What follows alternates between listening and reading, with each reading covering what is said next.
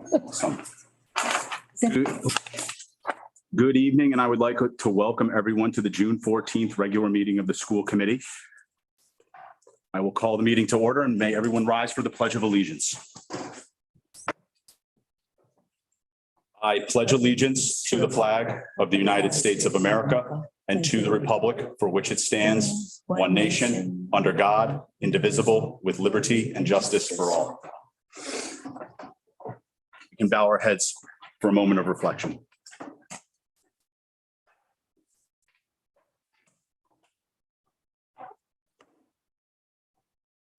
I thank you all.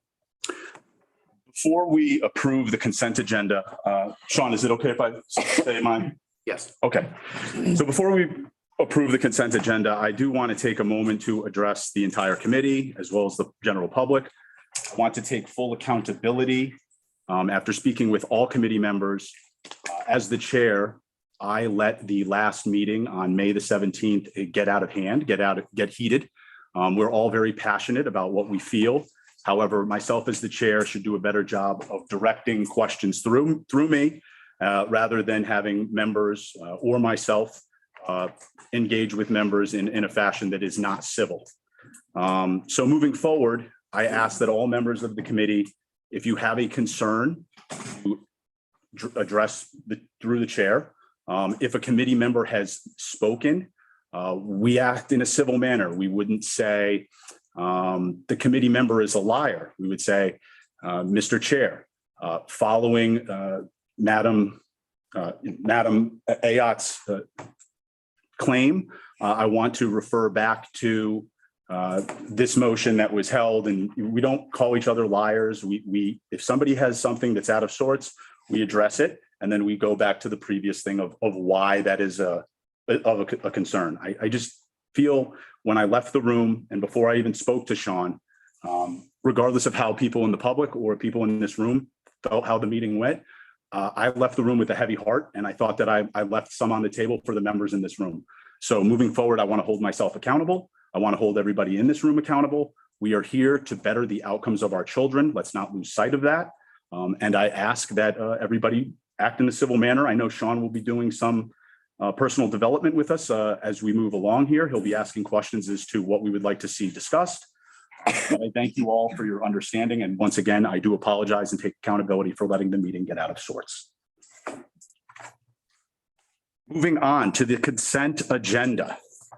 Item 2.1, minutes from the regular school committee. Do I have a motion to approve the consent agenda items 2.1 through 2.6? So moved. Do I have a second? Second. Can we vote by roll call? Or is there any discussion? We will vote by roll call. Travis Audi, Aye. Hannah Ayat, Aye. Megan Gonzalez, Aye. Susan Kinane, Aye. Mike Rocha.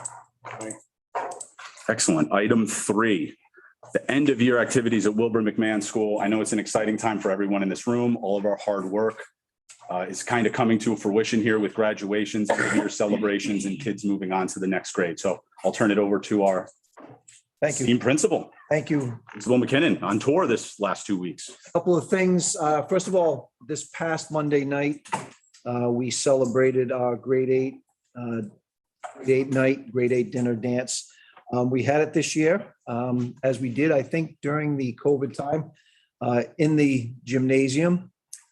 I have to thank, and he's here, but he's not here for that reason, Mr. DeLeo and Mr. Miller, our 8th grade advisors. Mr. DeLeo's food, as Dr. Dias Mitchell will attest to, was outstanding. The food that was served to both the students and to us were truly remarkable. We had a bunch of teachers on hand to help celebrate the night with our 8th grade students. And shout out to our 8th grade, I have to say probably girls, for decorating the gym because it was spectacular. Really nice. Next picture.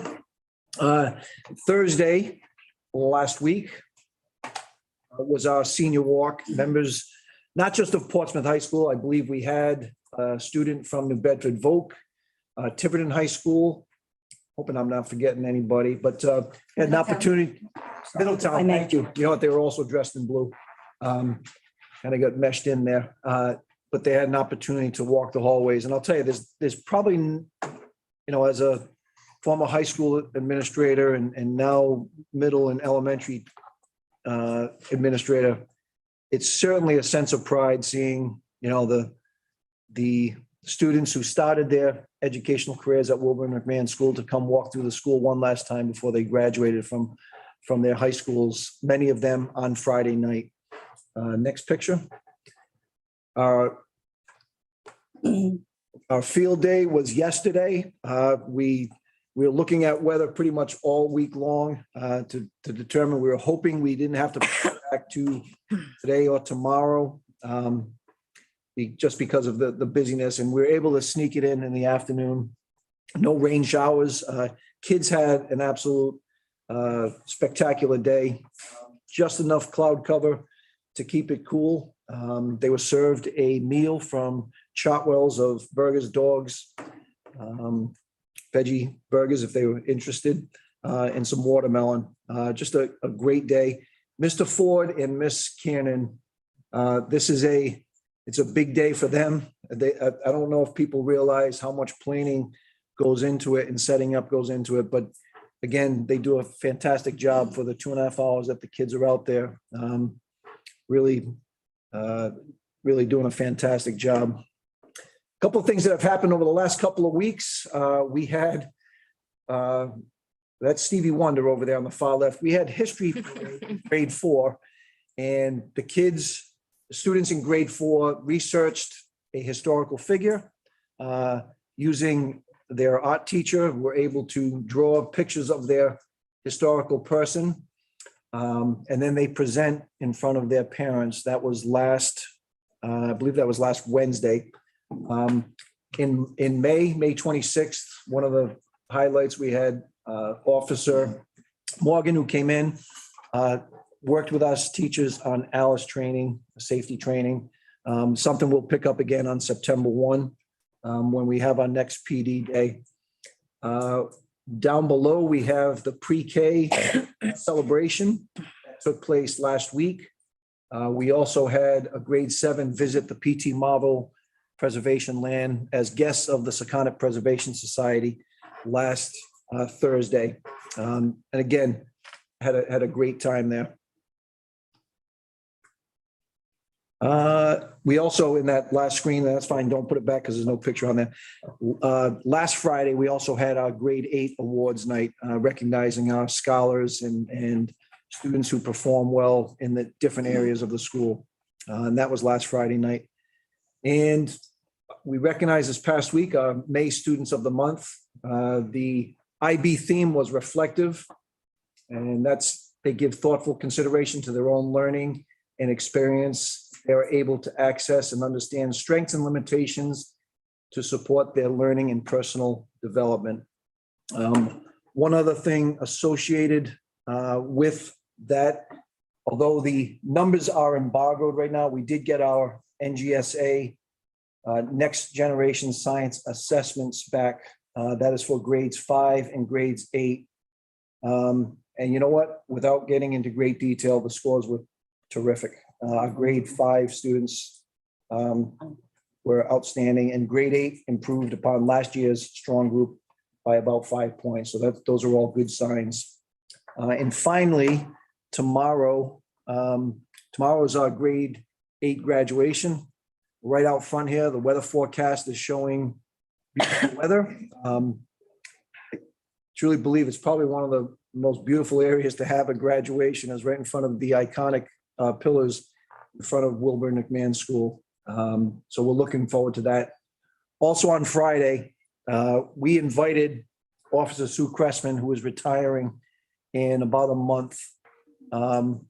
We're going to host a little Officer Sue Cressman walk around the building like we do our seniors, an opportunity for the kids to thank her for her work 18 years as being a strong liaison with the school, and that'll be on Friday. And that is about it. Thank you. You're welcome. Thank you. Item 4, Superintendent Report. Summer programming, there's a lot going on. This will be our 3rd summer partnering with the Little Compton Community Center, offering a camp, an enrichment camp for our kiddos. We've beaten each year's record. We have 41 Wilbur McMahon students will be attending. Their first month is 100% free. Hmm. And that is part of the ESSER 3 grant. And writing up that collaboration has exceeded all of our expectations. So we're pretty excited about it. We have 15 scholars who will be receiving high dosage tutoring here at Wilbur McMahon School, not at the camp, during the summer months. And our wonderful teachers will be offering that particular service. We also have our guidance counselor, Ms. Cara DiGiulio, and our social worker, Mrs. Miller. They will be supporting 20 students in the area of SEL this summer. And our library, as usual, every summer is open every Wednesday morning for our students and their families to come in. Oh, really? Yep, has been for years. On the adult side, the professional side, as of July 1st, the Little Compton will have a new district teacher of the year. And I had the pleasure of announcing our 2023-2024 DTOY, as Ride calls it, another initialism, at Field Day yesterday. And there were two words that I used yesterday that this particular educator definitely embodies, and that is the word impact and potential. Jessica Higgins is our DTOY for 2023-2024. She's a grade 5 math and science teacher. She's been here for 2 years and was a daily long-term sub for 2 years here prior to that. In this relatively short time, her impact on our students has been inspiring, whether it's an ecological study that involves partnering with the DEM to raise and release salmon, turning trash into treasure through upcycling, or recording and communicating individual thought-provoking questions with NASA astronauts. She's done all this year with her students, and go on Facebook and Instagram and Twitter, and you'll see. Mrs. Higgins' grade 5 science and math classroom is constantly buzzing with engaging activities. If it is not happening inside, Mrs. Higgins will take her class outside to our local Simmons Mill Pond, to the Boston Museum of Science, and onto a floating marine science learning lab with Save the Bay. In addition to investigating ways to protect the Earth's resources and environment, students in Mrs. Higgins' class undertake problem solving with the coordinate plane and finding the area of rectangular figures, fractional side dimensions, among many other mathematical challenges. Yes, this is in our grade 5 curriculum. We learned all those things in grade 9 when I was a kid. Jessica Higgins demonstrates unlimited potential. So her impact has been incredible, and she also demonstrates unlimited potential. I believe she has the best shot at being the state teacher of the year. It's a huge process. So both as an educator and of students and as a professional herself, I so look forward to partnering with her in this process. And fingers crossed that in 1 year, we'll get a surprise visit from the Department of Ed, and she will be the state teacher of the year. Awesome. She has incredible potential to be, to earn that distinction. Also, you know, from my Friday night memo, we recently received good news from the Van Buren Charitable Foundation.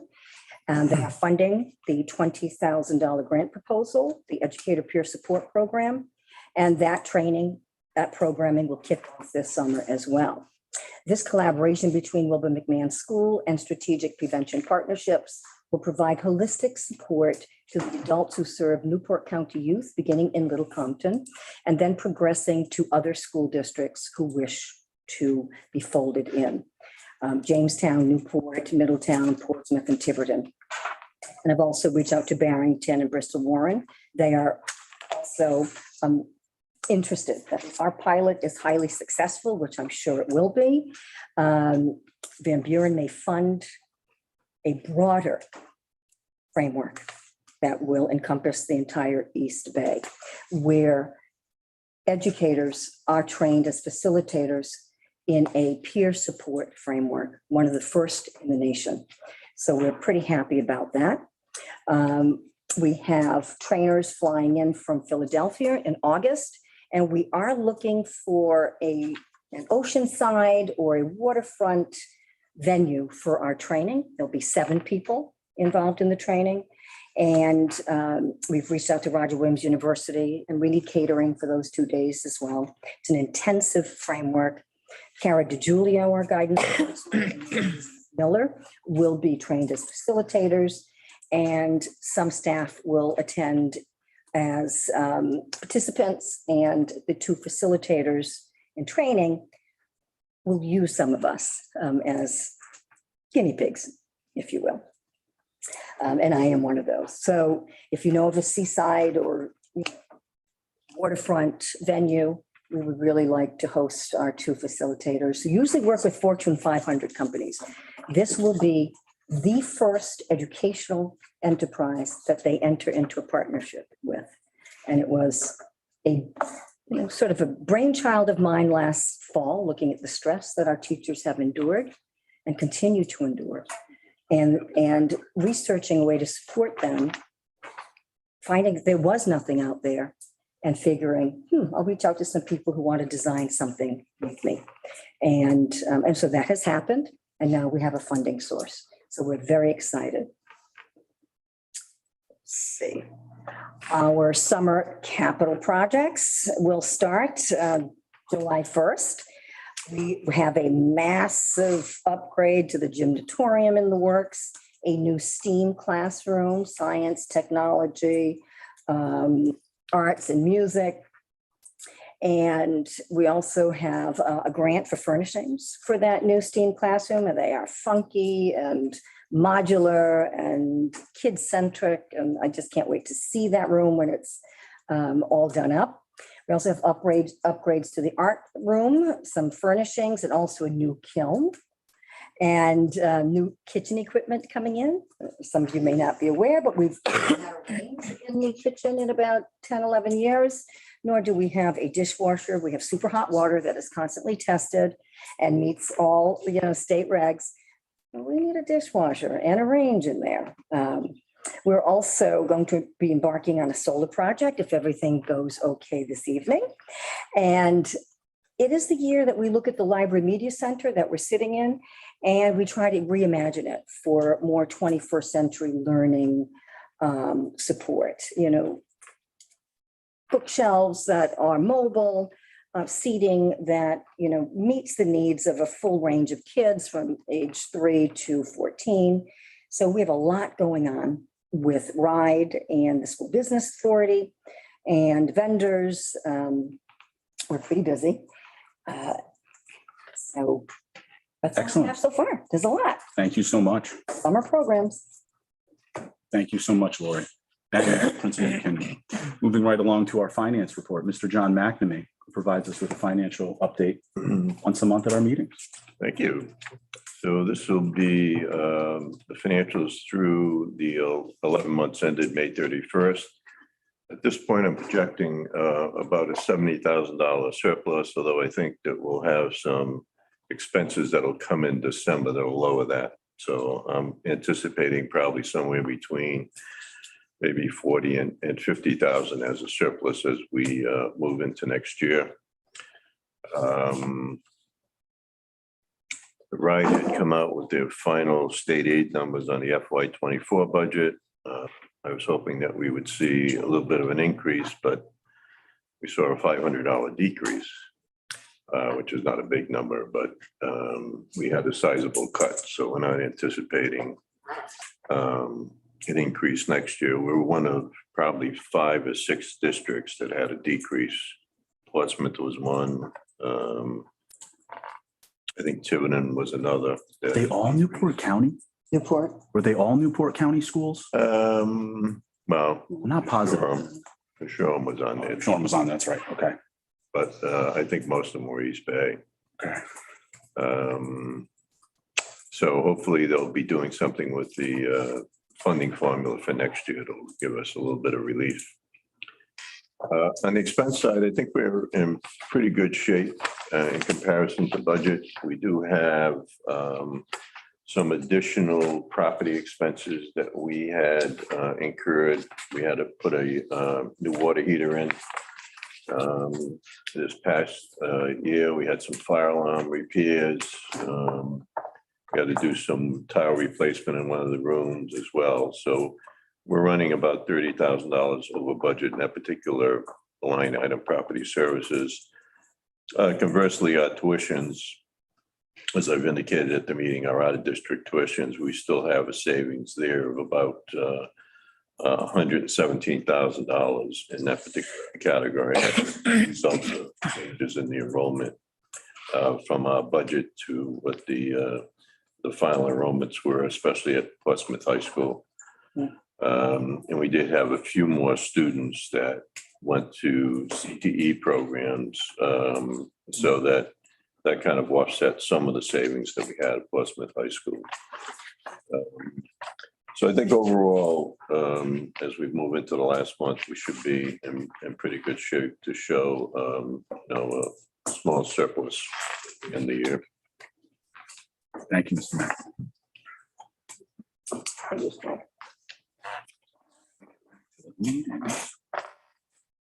All right, committee reports. We have the policy subcommittee report. I don't have anything to report this month.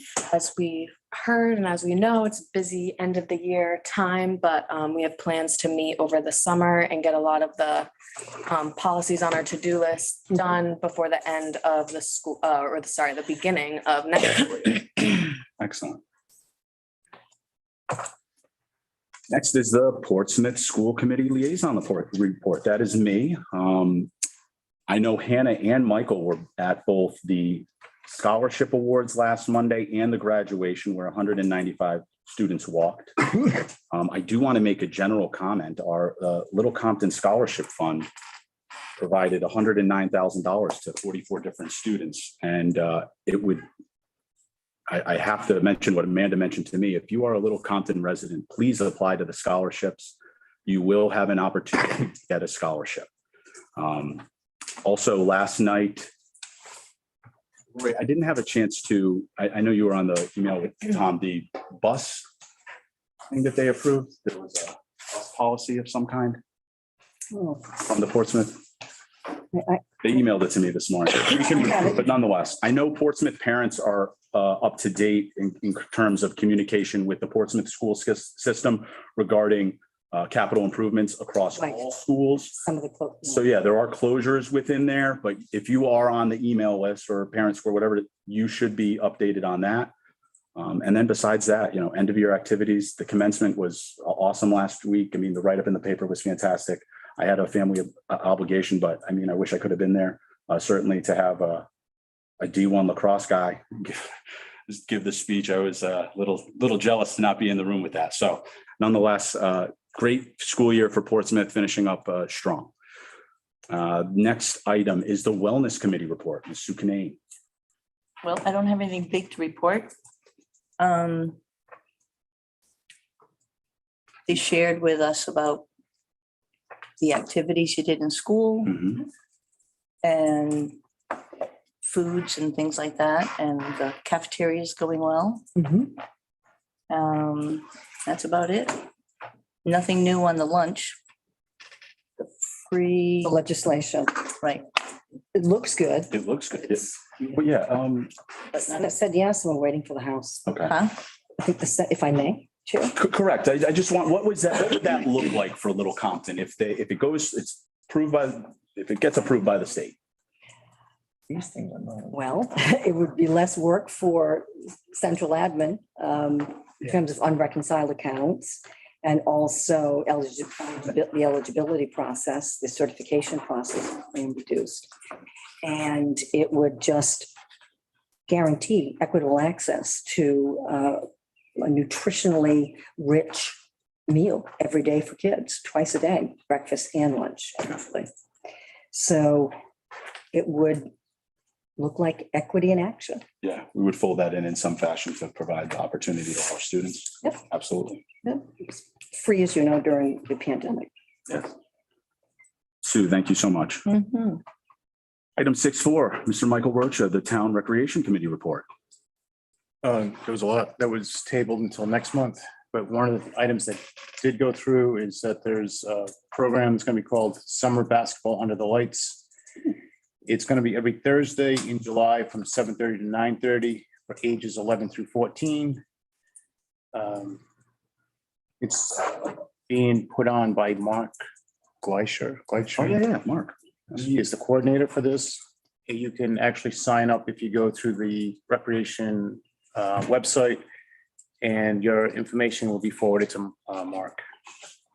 Awesome, Michael. Michael, just to confirm, you said that, was that Wednesdays? No, there's Thursdays, my bad. Thursdays for the month of July. And it's going to be at the basketball courts here in the Commons. So next to the, Perfect. Great hoops. They just fixed one of the hoops, right? Yes. It's all set up, right? Great. Item 7, public input. Is there any public input for topics or future agendas? Thank you for coming to join us, everyone. Asking for an opinion? Would any public input? Okay. Feel free to, if you have any, state your name, your address, and we can absolutely hear you. Tony Lawrence, 12 Nevada Road, Welcome, Tony. Sconnet Point. I asked for a school committee schedule or meetings, and I got the 2022 that said it was posted in the library. And then I got a 2023 schedule and said nothing about the library. So actually the public has no idea when the next meeting is going to be if it isn't in the public library. Did you know that? In the public, we've never met in the public library. We've always met in the. No, the schedule of the school committee meeting. Yes, That's what I'm talking it's on about. the Secretary of State's website. Right. I'm not computer savvy, Okay. all right? I'd like to see it posted At the town hall? We can absolutely do so. in the library. That's what In the- 2022 said. It would be in the library, and I never found it. Well, we will make sure it is in the library. I'm just alerting you that we should be able to read a schedule. and 100%. What day, what time, and we're here, Yes. all right? Thank you. All right? We will make sure that that happens. It's an easy ask. I'm sure you weren't aware of it, I was definitely not. No, okay? no. Well, when I picked up the two schedules, I read 22, and it said it was in the library. So I went and looked for it. It was never there. Okay. The 23 never mentioned it. So Okay. All right. Where did you see that document that you're referring I to? got it from the town hall. You got it from the town hall? I asked a question, when was the next meeting going to be? Yes.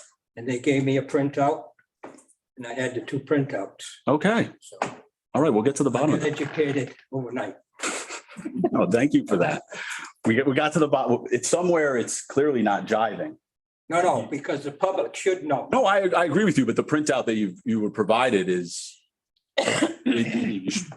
Was it accurate? The 2023, was it accurate at least what they gave you?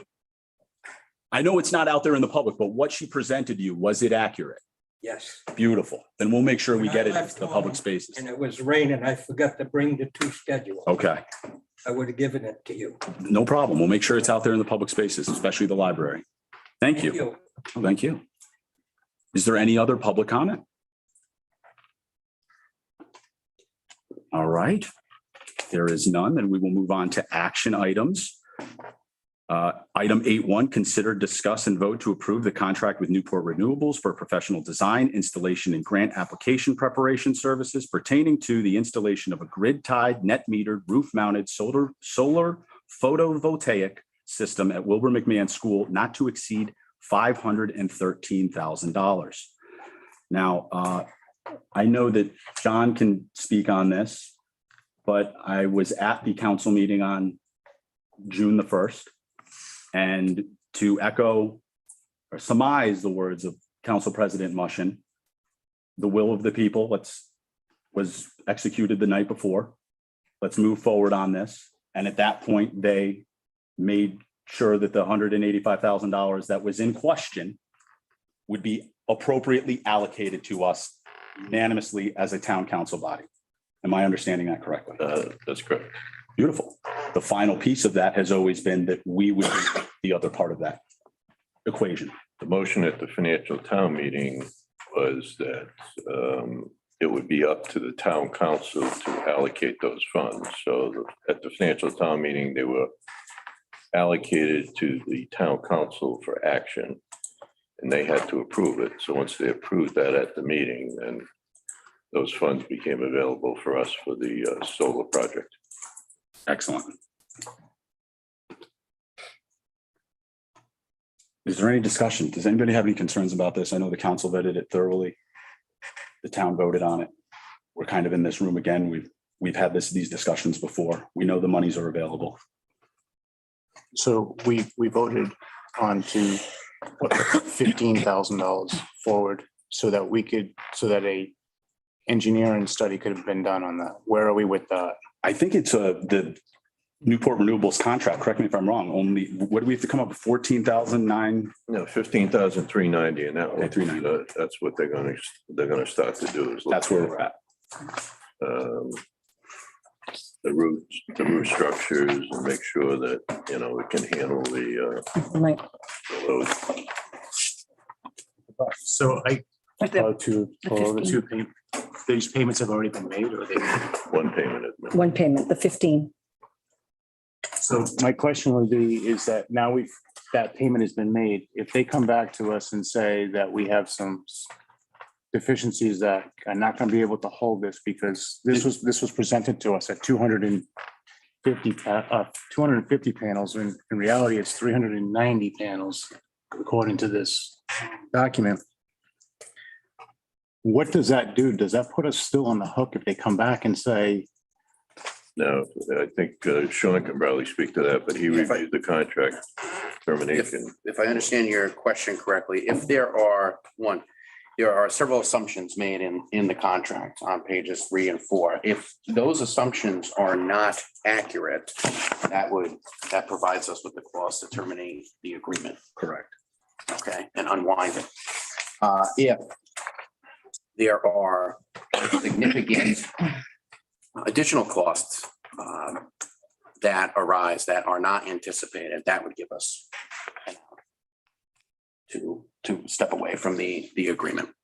And if installation costs exceed the agreed to price of $530,000. So the way that this termination of the agreement was designed was because there are assumptions built into the contract. For instance, someone does an analysis of the roof and it's determined that the roof cannot it's not structurally capable of holding those solar panels as anticipated. That would be something that you either need to come back to the committee, and the committee would need to discuss that, or likely end the project. But anyway, you have that protection there. Okay, because that's a big concern that we're not on the hook for something. They come back and say, hey, by the way, you have X amount of dollars that you need to bring in upgrades to fix this roof to carry this weight. Right. Right. So think of a scenario where you do need to upgrade the roof, and that's going to cost another, call it $500,000. It's a made up number. Okay. We would be able to say, no, we're not moving forward because we just cannot afford to do that at this time. At least be able to have the discussion. In that case, if there is extra cost, then we're going to get 30% from the feds and we'll get another 35% from RIDE. So we're going to fund 65% of that cost. Any change orders that appear to be appropriate. So at that point, you would measure, depending on the cost of that, does it make sense to move forward with it? Or do we back off on it? Is that correct? So if I understand you correctly, hypothetically, if something needs to be upgraded, and if we use Sean's number of that made up number of 500, hypothetically, I'm just saying that we could potentially go after a percentage of that cost? You're saying that we would get 65% back, or we would get 35% back of the? You're gonna get 30% from the feds, and you're gonna get 35% in housing aid at a minimum. Okay, So that 65% would be considered as part of the project cost coming back to the project. So it would cost us 35 cents on a dollar for any change orders. change order. So this system does not put out 100% of our output. Yeah.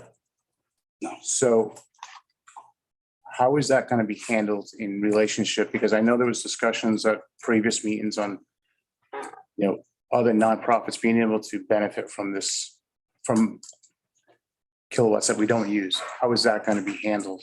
Because The town approved that agreement with Warren.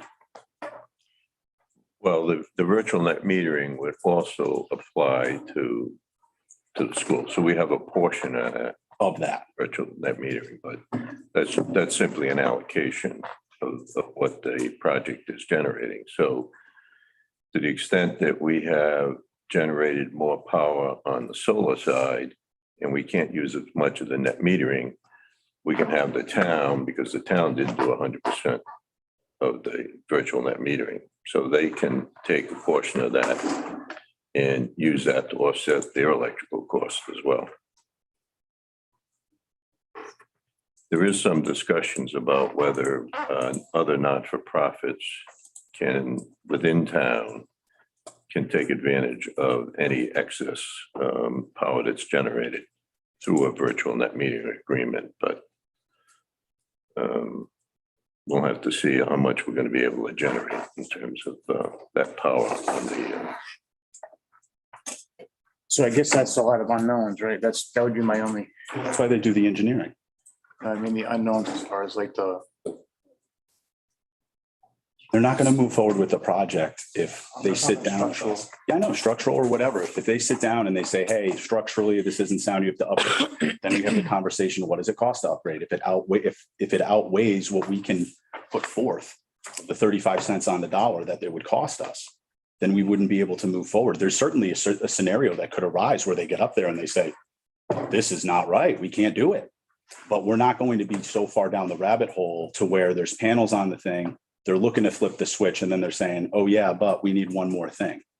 I think it pretty much sets us up that if they determine that it is engineered, if it can be engineered and we move forward with the engineering, if we have to, whether it's upgrade the roof or not, if they can move forward with that, then the project would go forward at the cost that we have of $513,000. Right, and we're also looking at, if we're going to move away from fossil fuel, which we did, for example, with the latest water heater that went in, though, is electric versus propane. We have another propane heater. We have a propane stove. We may decide those are smaller elements, but when we're looking at the heating and air conditioning or conditioned air for the school, and you're using heat pumps, that's going to be electric generated. So I think that as we look to the future, we're going to be able to use that power without a doubt. 100%. Yeah. So there was I'm sorry, go I ahead. know there was a question in the audience. I did want to, Sean, I can honor that, correct? Absolutely. Yes, gentlemen, just state your name, address, and Sal Marinosi, 24 Oliver Lane. I have a number of buildings with solar beautiful. on them. One of them's 200,000 square feet. Okay. And I may have misunderstood you, but are we paying for the engineering study initially? Yeah, we've put forth the $15,000, have we not? And the reason I ask that is most of the time, the engineering study is put by the company that's proposing it. And they do the study to see the adequacy of the building. Correct. All right. And then they move forward with a design. And the only way they can come up with a figure for you is for the study to be Conducted. on the money. Otherwise, you're going to have a lot of ifs and offs when they do this study of the building. And most of the time, the study's done, they come up with a design, and then they give you your figure. And the company that's proposing it does the study. Correct. They're the people who look at the building, they crawl all over the building, they look at the structural adequacy of the building. Yes, They look at the roof. They tell you what the lifespan of the roof is. yes. They tell you what will happen to your roof in case of. They tell you who's liable for the roof during that time.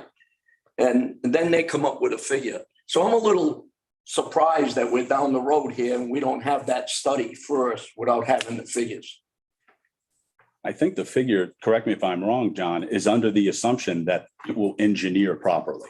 Yeah, they did an initial survey and now they're documenting that at this point in time, because even the Rhode Island Department of Education, in order for us to get reimbursement. And Yeah. Hear me it's out. different. Yeah, no, I'm for this. I know. I'm for this. I've got it on a few of our buildings. One of our buildings, a 56,000 square foot building, could not take the load. It's a flat building Yes, and a flat roof, and it couldn't take the load, considering there's parapets around it and the snow load would be, correct. plus that would be too much. But I still like them saying, yes, no, this is what it needs, and us knowing going in before we get down the road and you say, well, then everything changes. And a lot of things will change, believe me. So I'm a little dismayed that we don't have that study first. Well, with the procurement, what we did was the town went out and procured the vendors. Mhm. They had 3 vendors that bid on it. All of them did their initial assessment.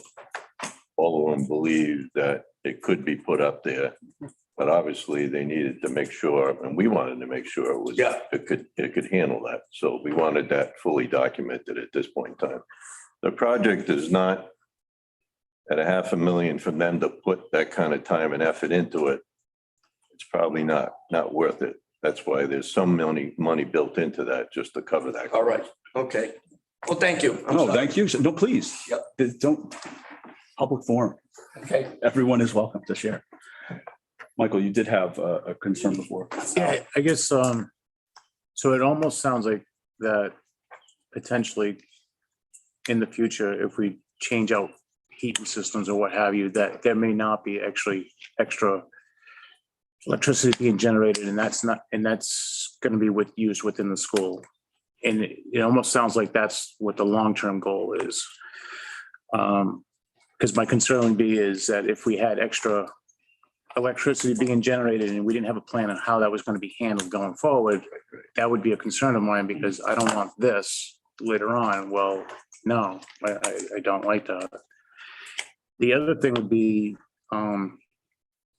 based on, so we're going to get and this may be a question for you, but we get back this evaluation saying that, yes, your roof is good, that you're good to go. At what point, where does the liability fall for the school if something goes wrong in the future that was not caught right now? Who does that fall on? Does that fall on us and say, well, we didn't do our due diligence, or does that fall back on the people that did the engineering? Certainly, the people who are doing the engineering are warranting that they're going to be doing a diligent job at every step of the way. So in terms of liability, I mean, it's hard to say. It depends on the facts, but generally speaking, you have someone doing a job there and they are certifying that this is done correctly. If something is not done correctly at a later date and that's uncovered, we would be able to, the liability would be with that person or that entity. Okay.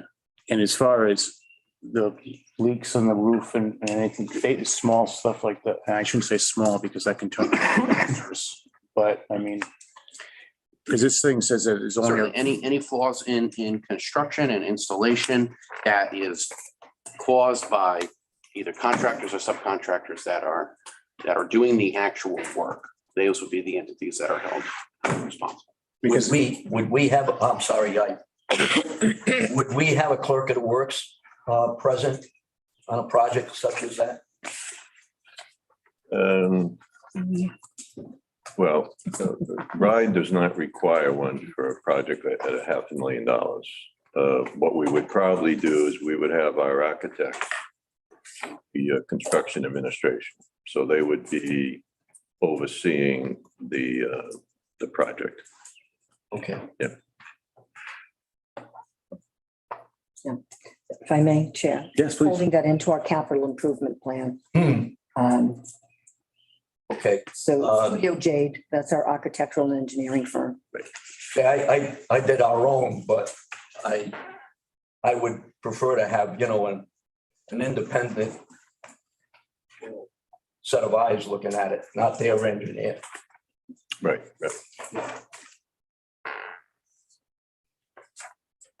Just the only thing is that it says workmanship is warranted for 5 years. So after that 5 years, if something happens to that roof as far as leaks or anything, it's on us. Do I understand that correctly? Well, the workmanship for the product. If it's a faulty installation and causing a leak, we'll know that before. So going to warranty it for 5 years. If there's something that's something that goes wrong due to the installation, it's faulty, negligent installation, they would remain liable. We have recourse there. So I don't want us to. 10 years after the fact, you spring a leak, you're not going to be going to. Yeah. I just don't want the school being put on the hook for things that were overseen and not covered going forward.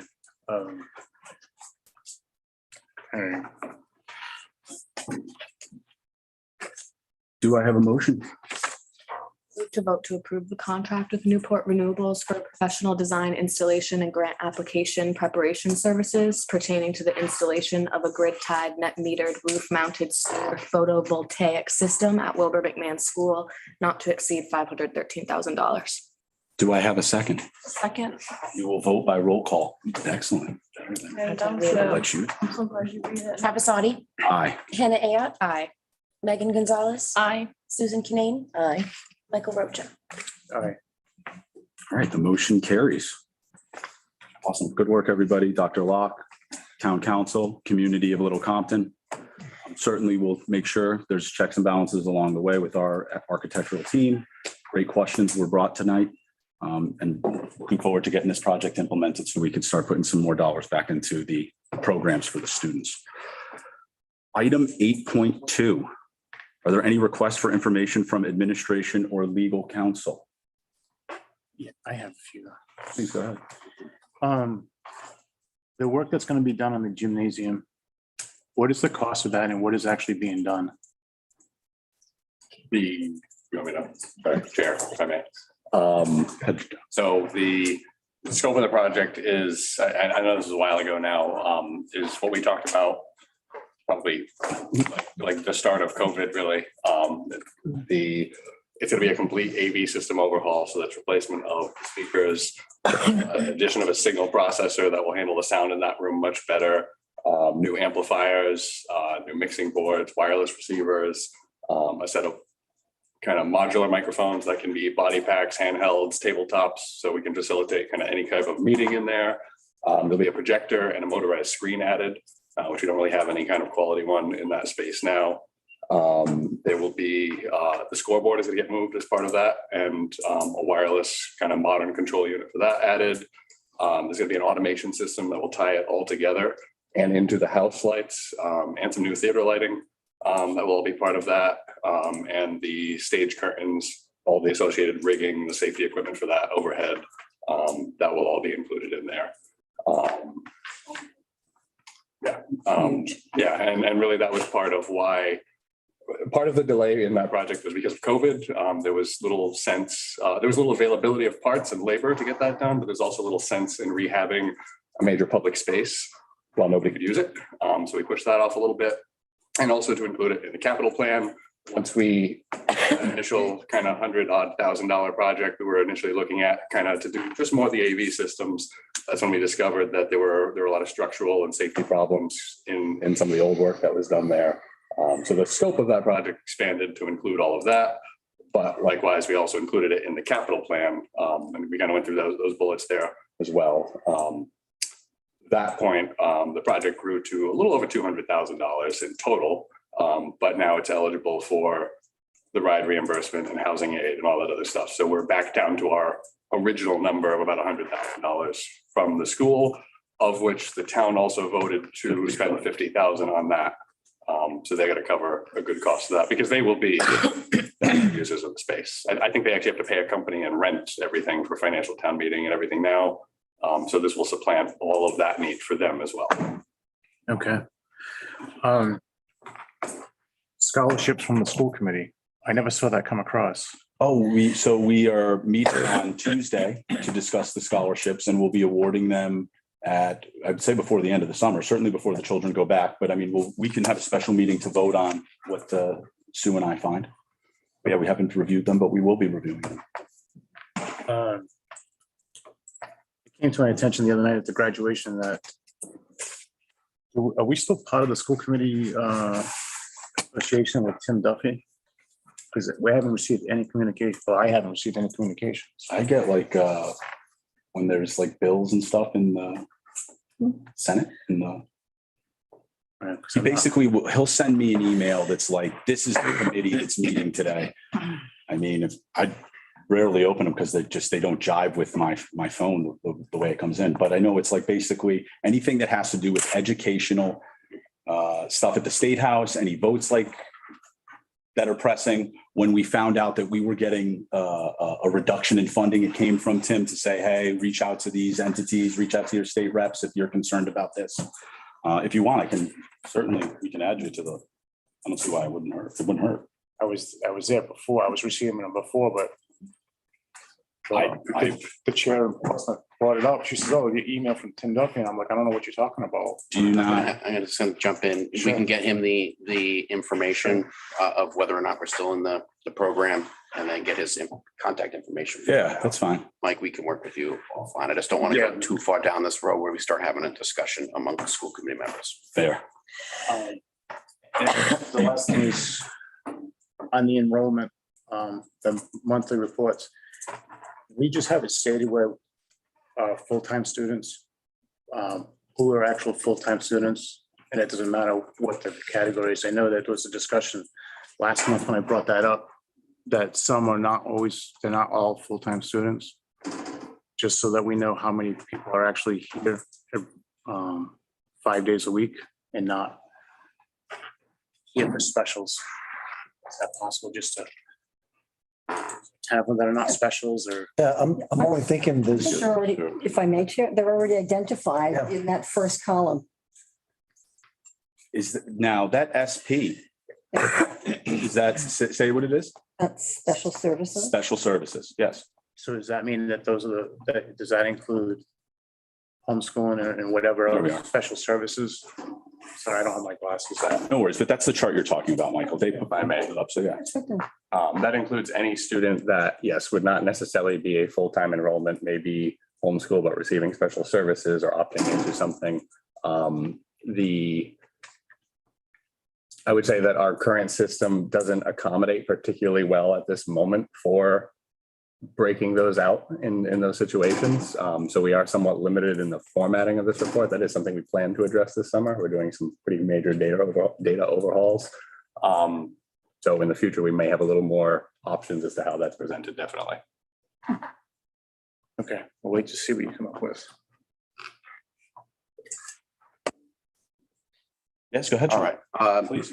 At the beginning of the meeting, the chair alluded to me putting together a presentation on some professional development for upcoming school committee meetings. And I just wanted to touch base with the committee and see if, not to get into discussion tonight, but simply think about, you don't need to give me an answer now. Try to get me an answer by next Wednesday. Just simply email me topics of discussion you'd like to cover, clarification on school committee members' roles, how public comment works, how discussions should occur during the school committee meetings, really any topic that you can think of. And of course, if it's something that I can't speak to, I'll let you know. But that will help me craft a presentation so we can touch base a bit and do some professional development. So again, I don't need an answer now. Thank you, Shoot Sean. me an email. All right, if there's no other questions, concerns, comments, consider a motion to adjourn. Do I have a second? Second. We'll vote by. I don't think we have to vote by roll. We can just. All right. All in favor?